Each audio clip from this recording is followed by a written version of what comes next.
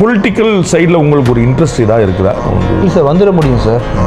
அதனால் வேணான்னு முடிவு பண்ணி வச்சுருக்கேன் சார். நீங்கள் தான் முடிவு பண்ணிட்டீங்கன்னு எங்களையும் சேர்த்துக்கிட்டீங்க. கொள்கை பரப்பு செயலாளர் அந்த மாதிரி உறுதியாகவே வேணான்னு. ஏன்னா நான் என்ன பார்க்குறேன், உங்கள் ட்ராக் ரெக்கார்டை பார்க்கும்போது நீங்கள் வந்து வேணும்னு முடிவு பண்ணிட்டீங்கன்னா அதை அடைஞ்சிடுறீங்க. அதனால் வேணான்னு முடிவு பண்ணிட்டேன். அதனால் கொஞ்சம் வேணும்னு முடிவு பண்ணிட்டீங்கன்னா நாங்கள் வந்து வேணான்னு முடிவு எடுத்துட்டேன். ரொம்ப ஸ்ட்ராங்காகவே எடுத்துட்டேன்.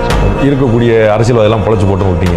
அப்படி கிடையாது சார். எனக்கு வந்து அதுக்கு நிறைய படிக்க வேண்டியது சார். அதுக்கு நீங்கள் தான் படிக்காமலே மேதையாக இருக்கீங்களா? இல்லை சார், இல்லை சார், நிறைய அறிவு வேணும் அதுக்கு சார். மியூசிக் டைரக்டருக்கு வந்து நிறைய அறிவு வேணும். அது இல்லாமல் நான் வந்துட்டேன்னு சொன்னீங்க. சரி. சவுண்ட் இன்ஜினியருக்கு வந்து பெரிய டெக்னிக் நாலேஜ் வேணும். அது இல்லாமல் நீங்கள் வந்து ப்ராக்டிக்கலாக அங்கே லேர்ன் பண்ணிட்டீங்க. ஹீரோ நீங்கள் பார்க்குறோம், வெறும் கூட்டம் இருக்கிற இடத்துல நீங்கள் தனியாக வந்து ஒரு கம்பு சுற்றுறீங்க. இதெல்லாம் எனக்கு ஆசை இருந்துச்சு இல்லையா? ஆசை இருந்தால் அதையும் பண்ணிக்கலாம். எனக்கு தோணலை.